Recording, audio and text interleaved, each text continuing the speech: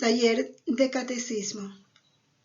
Continuamos nuestro estudio sobre el credo. Estamos en el artículo Creo en la Santa Iglesia, que es una, santa, católica y apostólica. Hoy nos detendremos en esta característica de la Iglesia, su santidad. Este taller comprende los numerales del 823 al 829 del Catecismo de la Iglesia Católica.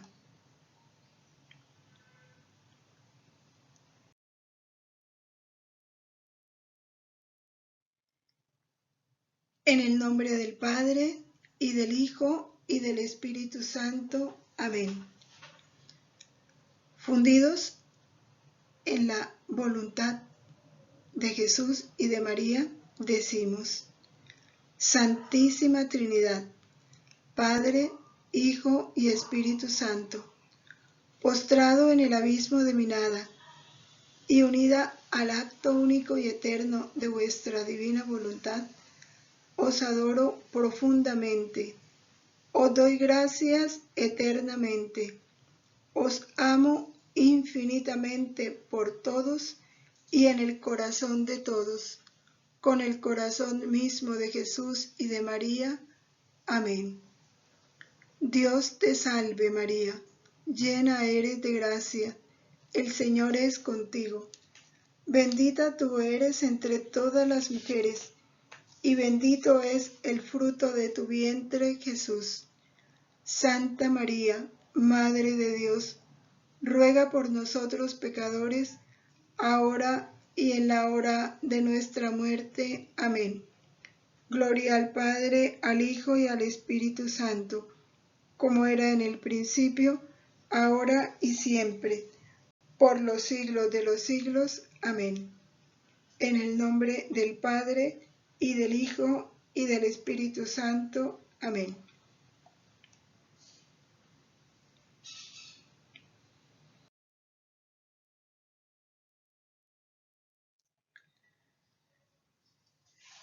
La Iglesia es santa. Es algo que no podemos dejar de confesar, porque la Iglesia es Cristo, segunda persona de la Santísima Trinidad, y Cristo es santo. Él es el solo santo que amó a su esposa, la Iglesia, que se entregó con ella para santificarla. La Iglesia está unida a Cristo porque es su propio cuerpo, un cuerpo a través del cual corre su misma vida, su espíritu, que es el Espíritu Santo. Espíritu Santo que comunica el amor del Padre y del Hijo, puesto para glorificar a Dios. La Iglesia también es llamada el pueblo santo de Dios, y sus miembros son llamados santos. Si leemos todos los textos que se nos anota aquí el Catecismo, vemos cómo desde los Hechos de los Apóstoles, cuando se refieren a los cristianos, se refieren precisamente a los santos. Así los describían. Por ejemplo, en Hechos 9:13, así nos lo dice. Y contestó Ananías: Señor, he oído a muchos de este hombre cuántos males ha hecho a tus santos en Jerusalén. Cuando le hablan de Pablo, él dice los males que este hombre le ha hecho a tus santos. Y en Hechos 13 vuelve a corroborarnos este calificativo que se le daba a los primeros cristianos. porque ya era considerado un pueblo de santos. En Hechos 13:1.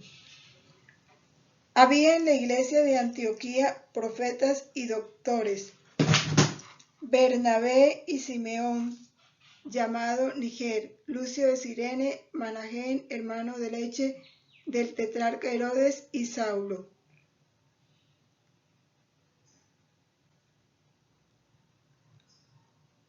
Mientras celebraban la liturgia en honor del Señor y guardaban los ayunos, dijo el Espíritu Santo: segregadme a Bernabé y a Saulo para la obra que los llamo.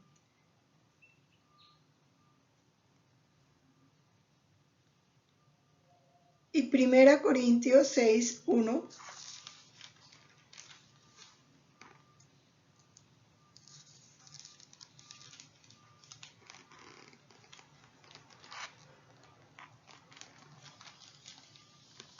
Primera Corintios 6:1 nos dice así: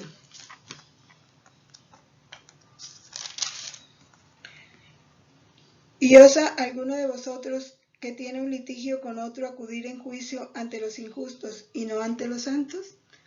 Refiriéndose precisamente ante los que pertenecen al pueblo de Dios. Esto pues por comprobar cómo se llamaba a todos los que pertenecían a la iglesia, se les llamaba santos, porque así ha sido siempre considerada la iglesia, como un pueblo santo. Ahora, nos toca a nosotros, que formamos parte de esa iglesia, no hacerle perder la dignidad de su nombre, un pueblo santo. Estamos comprometidos, si formamos parte de este pueblo, estamos comprometidos a testimoniar esta característica de la santidad de la iglesia. No podemos sentirnos orgullosos, honrados de formar parte de un pueblo santo si no somos santos, porque no mereceríamos tal título.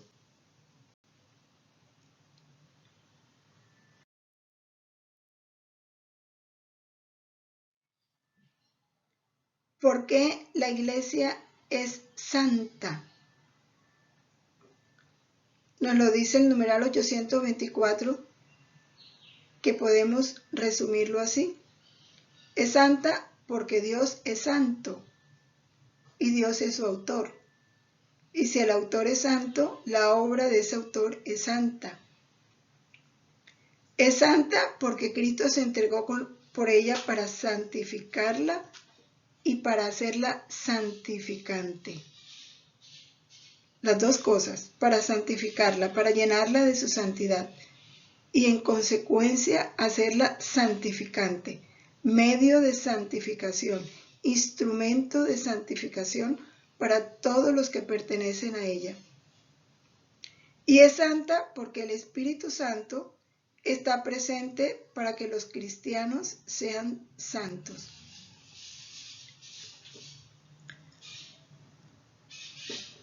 Y es lo que nos afirma el numeral 824.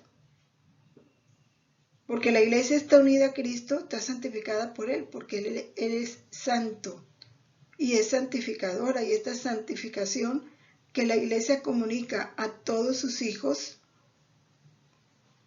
viene dada a través de los sacramentos.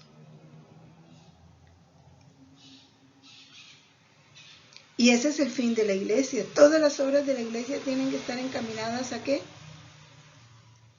A procurar que sus miembros sean santos para la gloria de Dios. Si la iglesia no trabaja hacia este fin, ha perdido totalmente su brújula.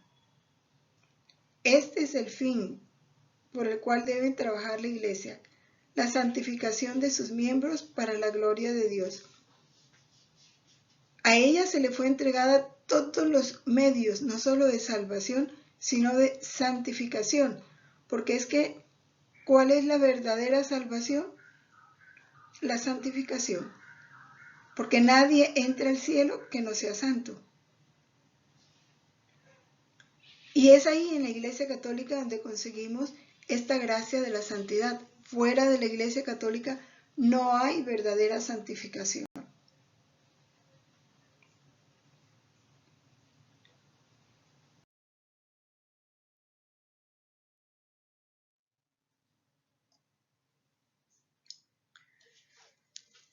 Entonces nos preguntamos, bueno, ¿cómo así que la Iglesia es santa, pero todas las cosas que han sucedido en la Iglesia?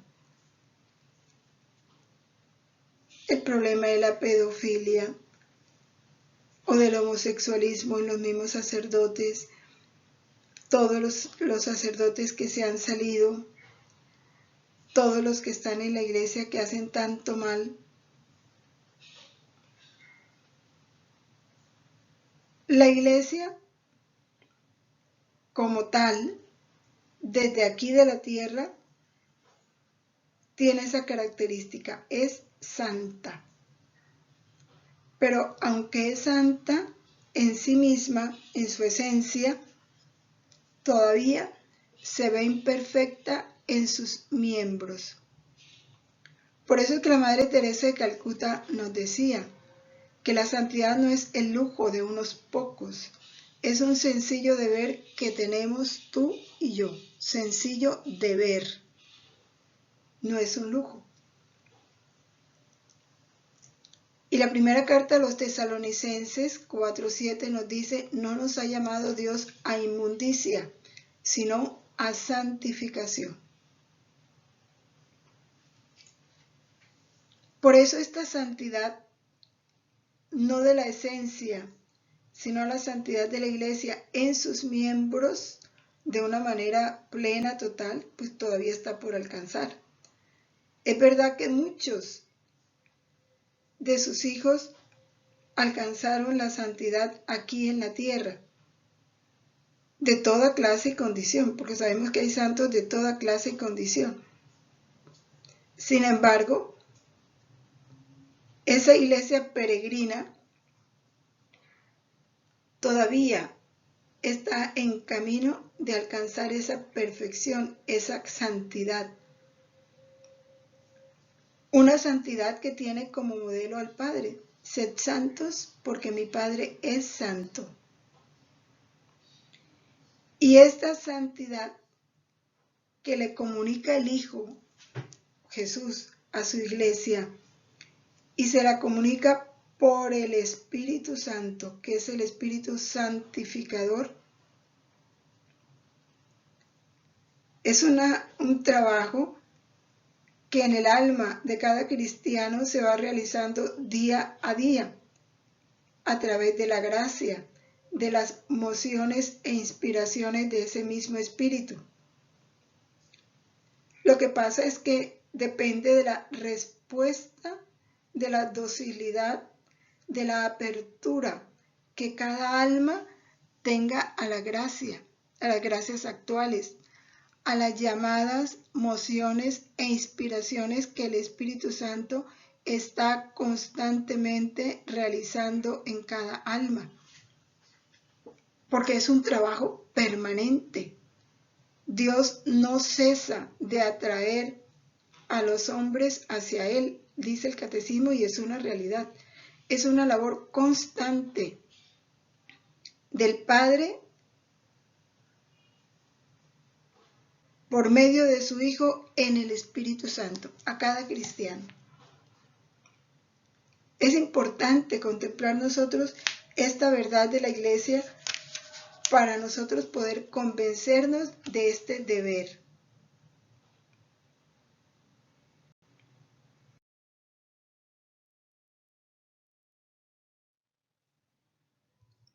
Como una ampliación de este numeral 825, tomamos el numeral 2013, donde el Catecismo nos insiste en este llamado a la santidad.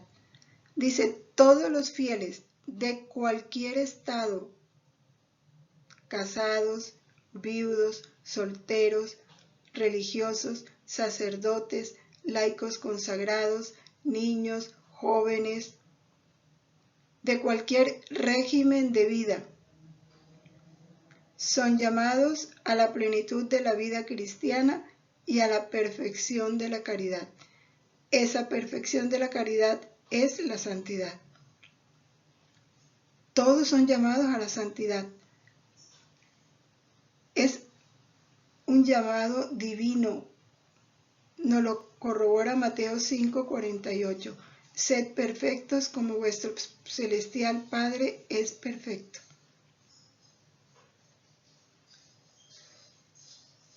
Y es importante que reflexionemos en esto, porque a veces miramos la santidad como algo de unos pocos, o tal vez algo inalcanzable,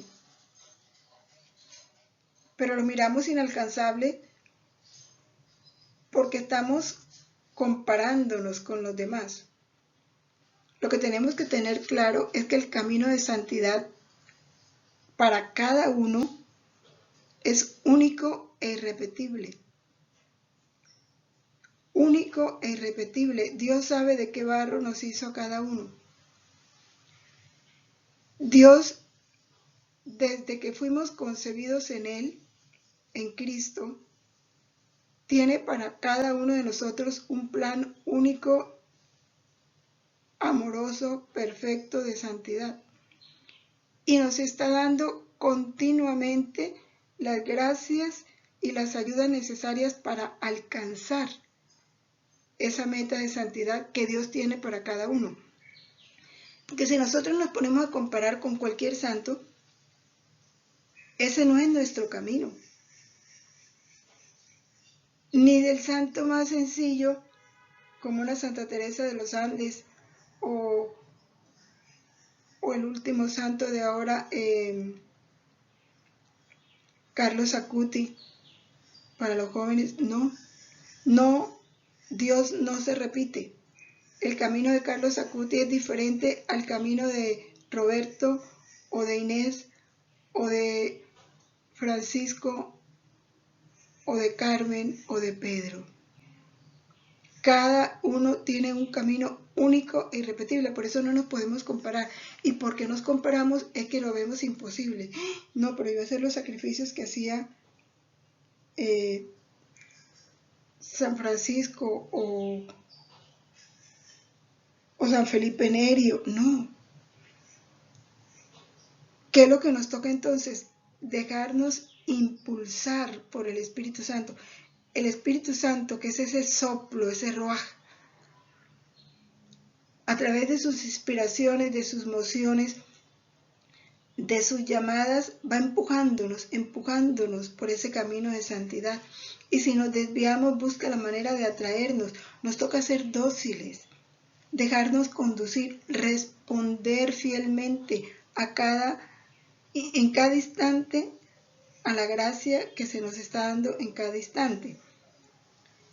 Y sabiendo que la cruz es una gracia, que el sacrificio es una gracia, que cada circunstancia venga envuelta como venga envuelta,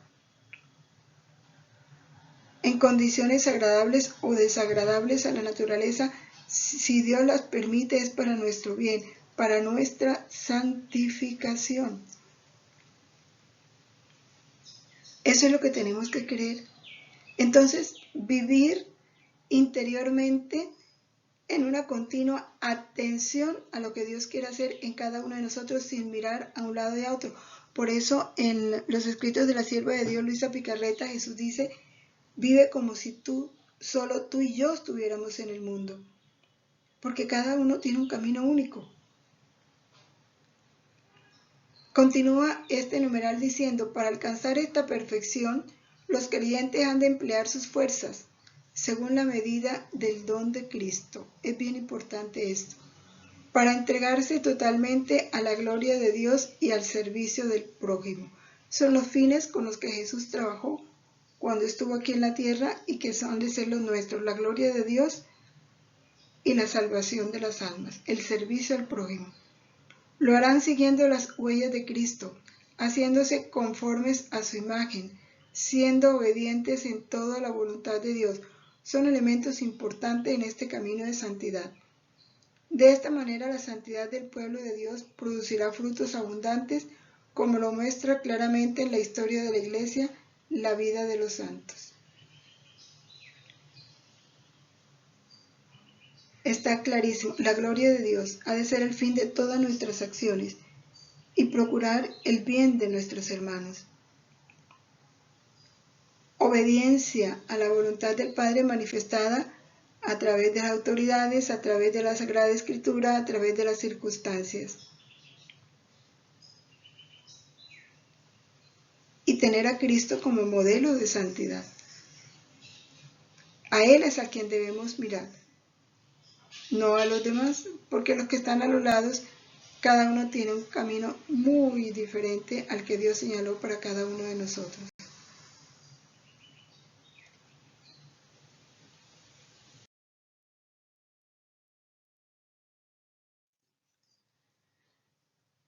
Santa Teresita, que es la que fundó ese camino en la iglesia de la infancia espiritual. El caminito de ella es un camino para los sencillos, para los pequeños. Nos habla sobre esta santidad, igual San José María Escrivá de Balaguer. Decía José María, en la sencillez de tu labor ordinaria, en los detalles monótonos de cada día, has de descubrir el secreto para tantos escondido de la grandeza y de la novedad del amor, o sea, de la santidad. ¿Por qué habla para tantos escondidos? Porque no caminamos hacia la santidad. Entonces vivimos el día a día como de una manera rutinaria, superficial, no con ese ideal de santidad. Y eso es lo que tenemos que cultivar en nosotros, un ideal de santidad. La caridad es el alma de la santidad a la que todos están llamados. Aquí se entiende por caridad el amor a Dios. La caridad dirige todos los medios de santificación, los informa y los lleva a su fin. Por eso dice Santa Teresita del Niño Jesús, comprendí que si la Iglesia tenía un cuerpo compuesto por diferentes miembros, el más necesario, el miembro más noble de todos, no le podía faltar. Comprendí que la Iglesia tenía un corazón y que este corazón estaba ardiendo de amor. Comprendí que el amor solo hacía obrar a los miembros de la Iglesia, el amor. Que si el amor llegara a apagarse, los apóstoles ya no anunciarían el Evangelio. Los mártires rehusarían verter su sangre. Comprendí que el amor encerraba todas las vocaciones. Porque ella, en un momento de su vida, sintió deseos de vivir todas las vocaciones. De ser misionero, de ser contemplativo, de ser catequista, de ser mártir, de ser escritor.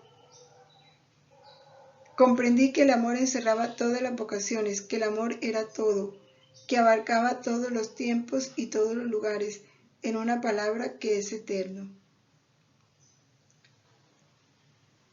Santa Teresita aquí hablaba del amor, pero ya en las verdades de este reino al cual hemos sido llamados, ese amor, ¿cómo se traduce? Voluntad de Dios. Porque el fruto, el hijo directo de la voluntad de Dios es el amor. Vivir en la voluntad de Dios es vivir en el amor. Es dejar que el amor sea en nosotros. Ese es el camino de la santidad divina. Vivir en la voluntad de Dios, vivir en el amor.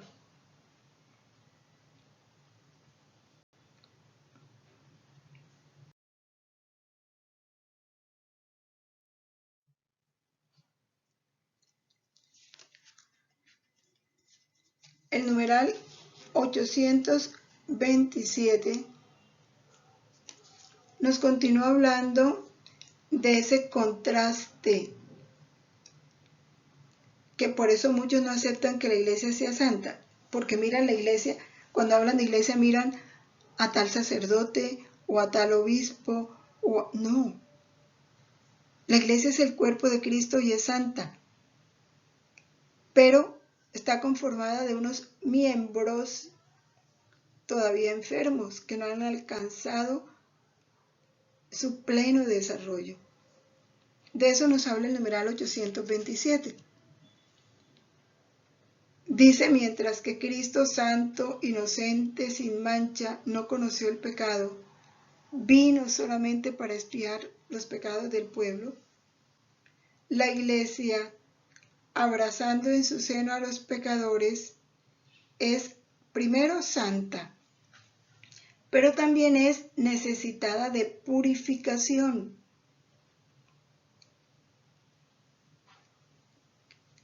Miembros que viven en una continua conversión, en una continua renovación, porque aún en ellos no se ha alcanzado ese pleno desarrollo que es la santidad. Por eso es esta recomendación, que todos debemos considerarnos, reconocernos pecadores, porque lo somos. Y si decimos que no somos pecadores, que no hemos cometido pecados, somos unos mentirosos, dice el apóstol San Juan. En todos está la cizaña del pecado, por el pecado original, la concupiscencia que llevamos con nosotros. Esa cizaña del pecado todavía se encuentra mezclada con la buena semilla, con el trigo, como nos lo dice el Evangelio de Mateo 13, cuando habla de la parábola del sembrador. Entonces nos debe parecer ya muy normal, no nos debemos escandalizar cuando en la iglesia encontremos pecadores todavía muy marcados, o veamos personas que están en camino a la santificación, pero todavía tienen muchas cosas que purificar. Estamos en un proceso, nada nos debe escandalizar. Este conocimiento tiene que reflejarse en nuestra conducta. Un buen cristiano no critica a la iglesia, que la iglesia es Cristo.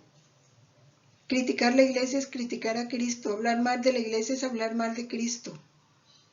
Ahora, si estamos conscientes, primero, en nosotros, que somos pecadores, que todavía nos falta mucho para alcanzar la santidad, esa plena estatura de Cristo en nosotros, que estamos avanzando, que queremos llegar allá, pero que todavía nos falta mucho.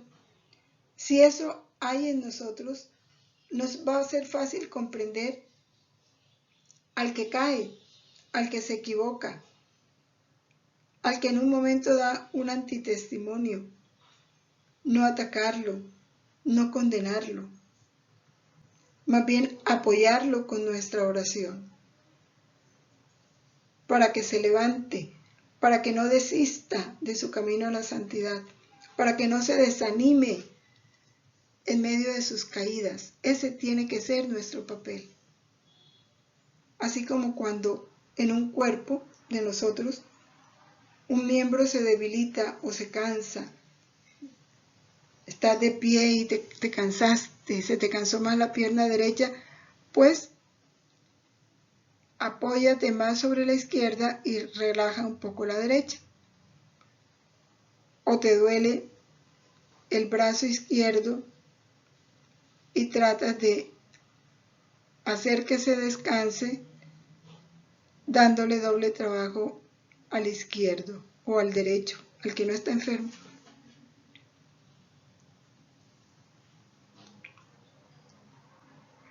La iglesia congrega a pecadores alcanzados ya por la salvación de Cristo, pero aún en vías de santificación.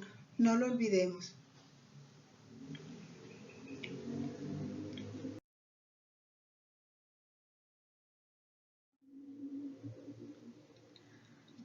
Hay una frase muy interesante de Santo Tomás de Aquino.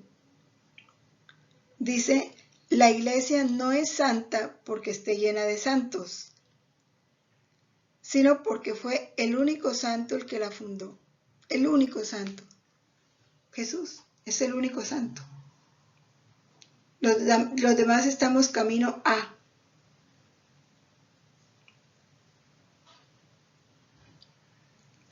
¿Por qué es santa entonces aun cuando esté llena de pecadores?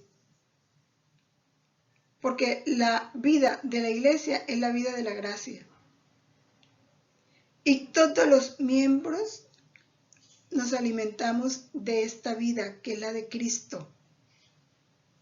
La gracia es la vida divina en nosotros. Y la vida divina que se nos comunica desde el bautismo es la vida de Cristo. Esta vida de Cristo es alimentada en nosotros por los sacramentos. Y es la gracia recibida en cada sacramento, bien recibida y bien administrada, es la que nos va santificando. Cuando el cristiano se aparte de la vida de la gracia por el pecado y no vuelve a confesarse y se retira de los sacramentos, pues cada vez más va contrayendo nuevos pecados, va cayendo más en lo bajo, va manchando su alma, y eso va obstaculizando grandemente su camino a la santidad. De ahí que se hace necesaria una permanente conversión. Una permanente conversión es un estar permanentemente como hace un escalador de montañas. ¿Qué hace el que va escalando una montaña? Fija su mirada, su atención en la cima. Y cuando se detiene en el camino porque se cayó, para levantarse, para curarse, para reponerse y comer cualquier cosa, o para revisar las cuerdas en las que va atado a ver cómo van, se detiene, pero su meta es avanzar hacia. Eso le toca a los cristianos. El cristiano no debe perder esa meta que es la santidad. Por lo tanto, si en el camino se cae en el pecado, lo aflige, tiene que continuar su camino de conversión, que es aprovecharse del sacramento de la penitencia, reforzarse con la Eucaristía, con la meditación de la palabra, con la práctica de esa palabra, aprovechando las riquezas que Cristo nos dejó con su sangre, con el don del Espíritu Santo, para poder caminar. Eso es lo que nos recomienda Pablo VI en el credo del pueblo de Dios.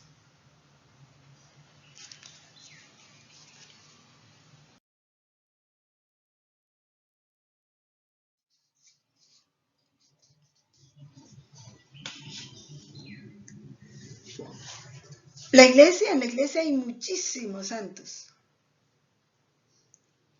que han seguido ese camino de la santidad, pero en todos ese camino de la santidad tiene una meta, que es Jesús. Es ser como Jesús. Imitar a Jesús, que es el modelo de santidad. Y eso es lo que la iglesia mira cuando canoniza a los santos. Mira que hayan practicado heroicamente las virtudes y que han vivido en la fidelidad a la gracia de Dios, a la gracia que Dios les ha ido comunicando en cada momento. Ellos han ido respondiendo fielmente. Cuando la iglesia declara un santo, está reconociendo el poder del Espíritu Santificador en su alma. Cómo fue dejando que ese poder santificador del Espíritu Santo fuera llenando su alma, sosteniéndola, impulsándola. Porque es el Espíritu Santo el que santifica.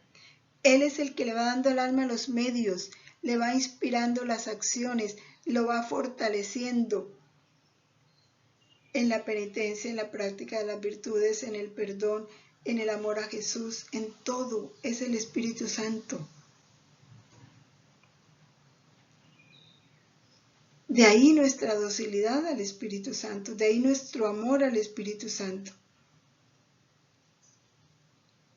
Y esos a quienes la iglesia canoniza, pues son puestos como modelos para que nos animemos a continuar o a iniciar ese camino o a retomar ese camino hacia la santidad. Estos santos han sido siempre fuente y origen de renovación en las circunstancias más difíciles de la historia de la Iglesia. Dios, en su infinita misericordia, en los momentos más difíciles de la Iglesia, suscita santos. Vamos a este tiempo de tanta incredulidad. Pone de modelo un joven de 15 años que se santifica de la manera más sencilla y a quien Dios le regala una enfermedad muy dura.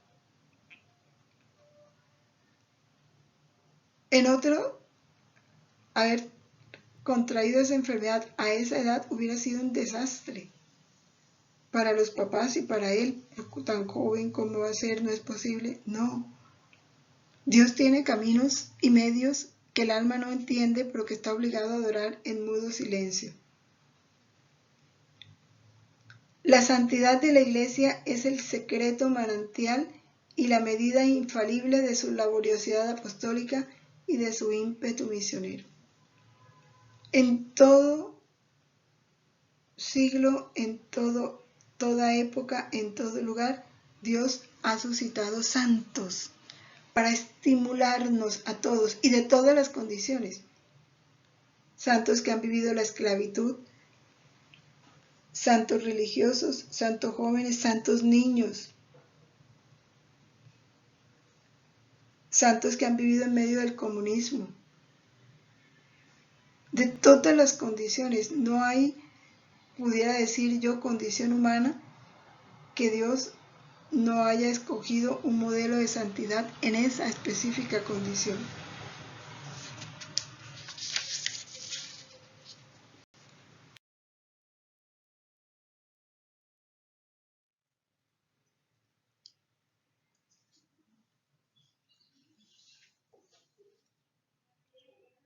Ahora contemplemos a otro modelo de santidad, que es la Santísima Virgen María. La Santísima Virgen María, ¿por qué es modelo de santidad? Dice el Catecismo muy hermosamente: la Iglesia en la Santísima Virgen llegó ya a la perfección sin mancha ni arruga. En ella como criatura, porque Jesús es santo, pero ella, en ella la Iglesia. ¿Por qué en ella la Iglesia? Porque ella es la primera criatura que fue redimida, la que gozó de todas las gracias de la redención y correspondió de manera perfecta a esas gracias. Y la Iglesia, como ese cuerpo místico de Cristo, la tiene a ella, ese modelo de perfección, como en ella esa santidad se plenificó, se realizó de manera completa y perfecta. Desde su Inmaculada Concepción, una santidad que fue creciendo, pero que desde su concepción en germen ya estaba plena. Ahora, todos nosotros, esta iglesia peregrina, que estamos avanzando hacia el camino de la santidad, venciendo el pecado, cayéndonos y levantándonos, estimulándonos unos a otros, la tenemos a ella como modelo. Nos dirigimos a ella como madre, como reina, como maestra, como mediadora de todas las gracias, porque todo lo que ella recibió en plenitud es para sus hijos. todo lo que ella es, quiere que nosotros seamos y está dispuesta a concedérnoslo. Toda la iglesia como cuerpo de Cristo en María ya es santa. Esa santidad que ella adquirió no solo para ella, sino para todos nosotros, ha de prolongarse en cada uno.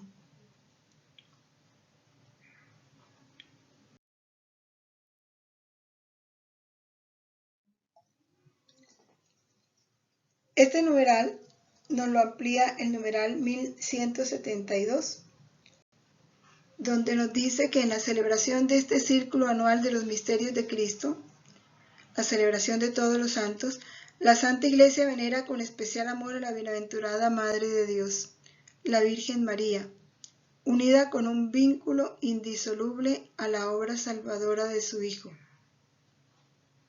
En ella mira y exalta el fruto más excelente de la redención. Ella es el fruto completo de la redención. Contempla con gozo como en una imagen purísima aquello que ella misma toda entera desea y espera ser. En María, la Iglesia tiene su modelo. Ella es esa imagen de lo que la Iglesia espera llegar a ser. Por eso el modelo es la meta de todo cristiano, alcanzar la santidad. Esa santidad que María tuvo y con la que ella glorificó a Dios.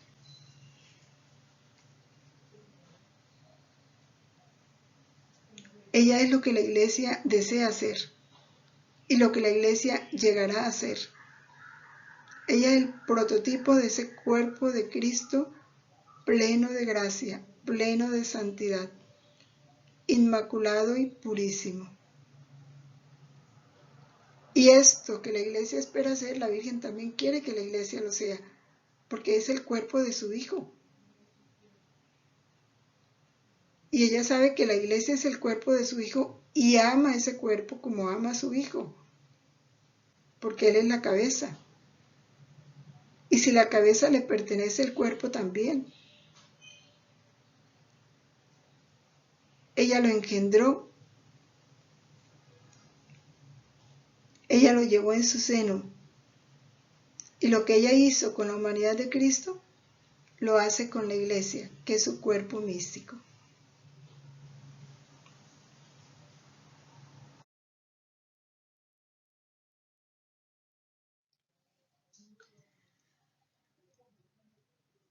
Luisa estaba pidiendo eso, cómo atraer a las almas al catolicismo, cómo disminuir tanta incredulidad. Imagínense, y era en ese tiempo, digamos ahora que sí se ha perdido tanto la fe. Era una oración que ella le estaba haciendo al Señor. Cuando ella estaba haciendo esa oración, se ve transportada en un jardín. Y a ella le pareció que era el jardín de la iglesia y vio allí muchos sacerdotes, obispos y personas que discutían este tema, cómo atraer las almas al catolicismo. Cuando ellos estaban dialogando sobre esto, Luisa ve que sale un perro inmenso, muy fuerte, se presentó y esas personas que estaban hablando sobre cómo atraer a las personas al catolicismo se asustaron, sintieron miedo.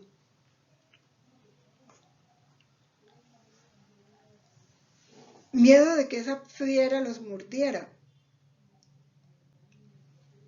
Y a los que mordió la fiera se retiraron muertos de miedo, debilitados cobardemente. Pero ese perro no pudo morder a los que tenían en su corazón a Jesús. A Jesús que venía a formar parte de sus pensamientos, de sus miradas, de sus actos, de sus pasos.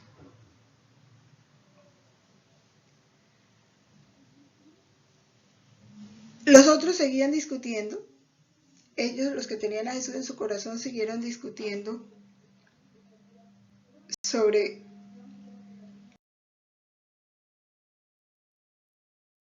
seguían discutiendo sobre cómo atraer a las almas al catolicismo.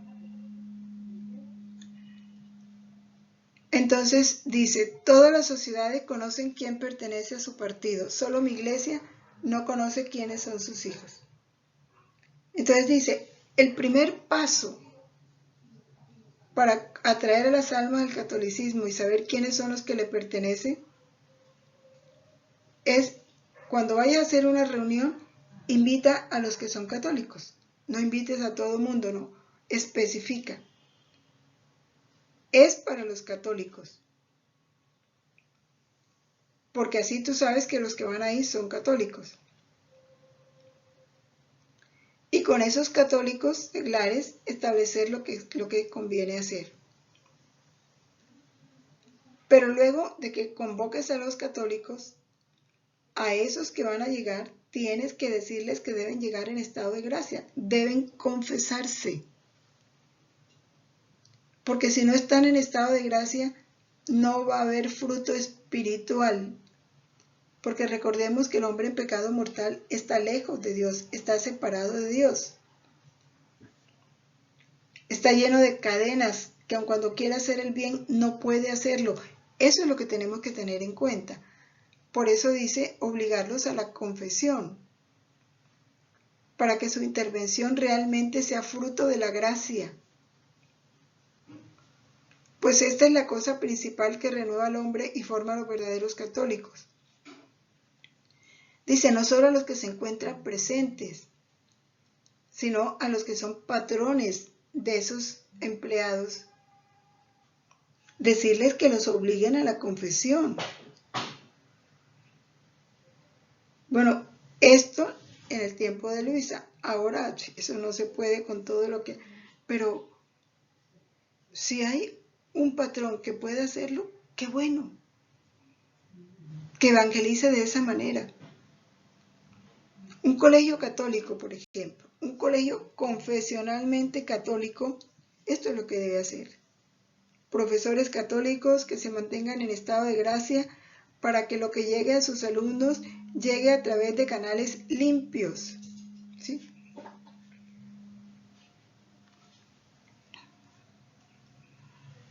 Y por eso dice, cuando cada sacerdote haya formado el cuerpo de sus católicos, entonces podrá encaminarse a otros pasos superiores, porque el reconocer la oportunidad del tiempo, cómo meterse en los partidos, la prudencia en exponerse, es como la poda a los árboles que hace producir frutos grandes y maduros.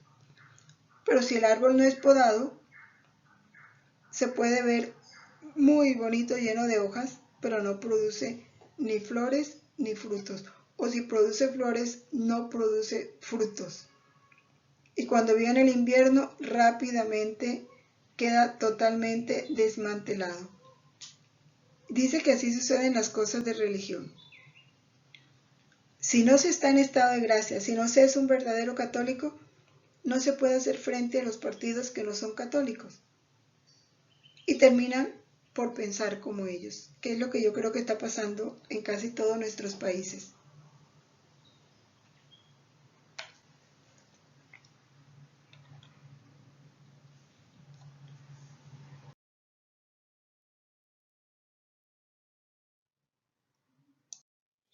Está este otro capítulo del volumen 4 de septiembre 2 de 1901, donde Jesús muestra la iglesia como moribunda.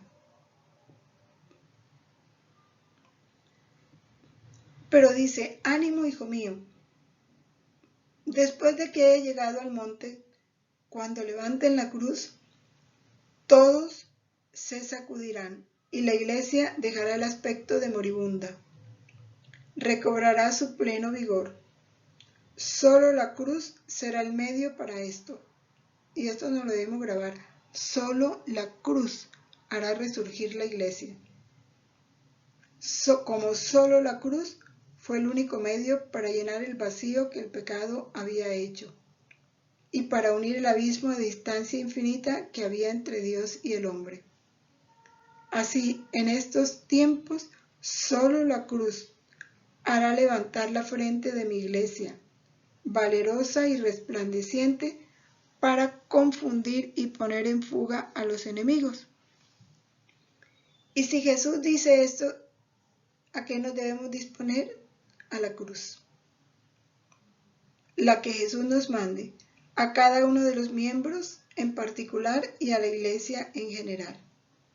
Si es que queremos realmente, como cuerpo místico, resurgir de este aspecto tan grave, tan moribundo en que se encuentra la iglesia. Todos debemos colaborar a que recupere su vigor. Pero Jesús nos lo dice, solo la cruz.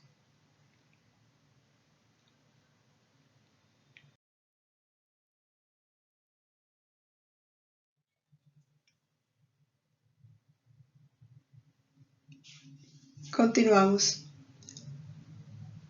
A ver, leyendo y meditando estos escritos de Luisa. Dice Jesús, quien busca uniformarse en todo a mi vida, no hace otra cosa que agregar un perfume de más y distinto a todo lo que hice en mi vida, de modo de perfumar el cielo. El que busca uniformarse en todo a la vida de Jesús, hacerse uno con Jesús. Y esto lo logramos uniendo las voluntades. Toda la iglesia y aun los mismos malos sienten expirar este perfume celestial, tanto que todos los santos no son otra cosa que tantos perfumes. Y lo que más regocija a la iglesia y al cielo es que son distintos entre ellos. Cada santo es un perfume diferente y único. No solo esto, sino que quien busca continuar mi vida, obrando lo que hice, hasta donde puede y donde no puede, al menos con el deseo y con la intención, yo lo tengo en mis manos como si estuviera continuando toda mi vida en dicha alma.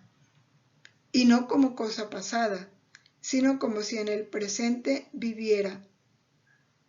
Y esto es un tesoro en mis manos, que duplicando el tesoro de todo lo que obré, lo dispongo para bien de todo el género humano. Entonces, ¿no quisieras tú ser uno de estos? Que sabemos que los actos de Jesús, todos están en presente, todos.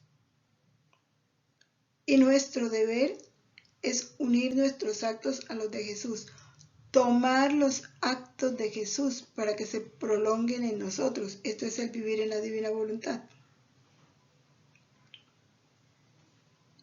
Eso es buscar que la vida de Jesús continúe en nosotros. Cuando hacemos eso, dice Jesús, sea que lo hagamos con la intención o con el deseo, nos ponemos en las manos de Jesús para que Jesús continúe su vida en nosotros. Y la continuación de esa vida no es como un hecho histórico, no, se da en el presente. Y eso trae infinitas gracias para toda la iglesia, porque Jesús duplica ese tesoro que es su vida y lo dispone para bien de todo el género humano.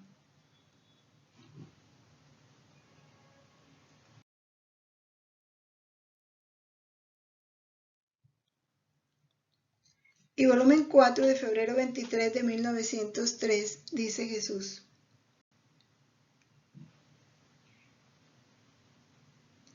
Luisa se vuelve a encontrar otra vez en un jardín que ella se imagina que es la iglesia y encuentra unas personas que están preparando un atentado a la iglesia y al Papa.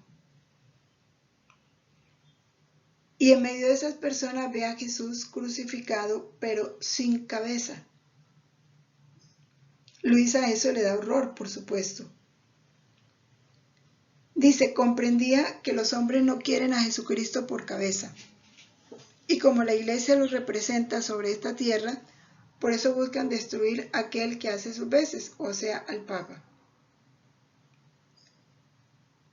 Y escucha que alguien le pregunta, ¿qué dices tú de la iglesia?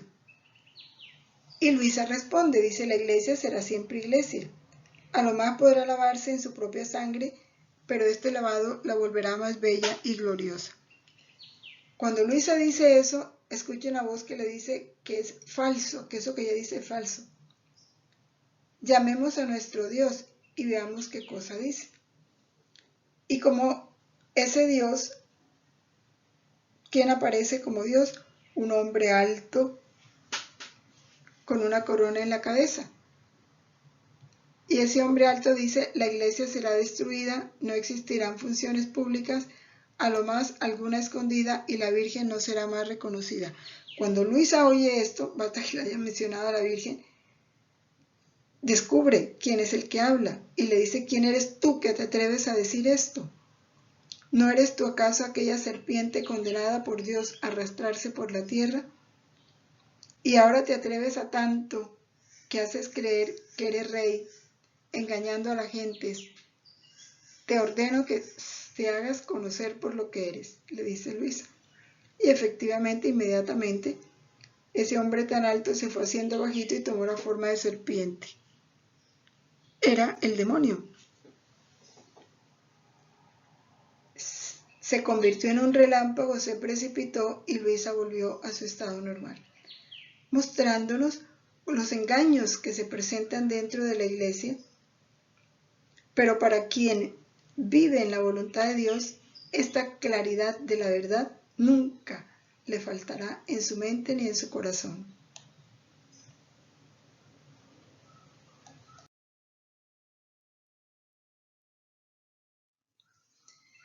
Bien, después de haber profundizado en lo que es esta santidad de la iglesia y nuestro deber de ser santos,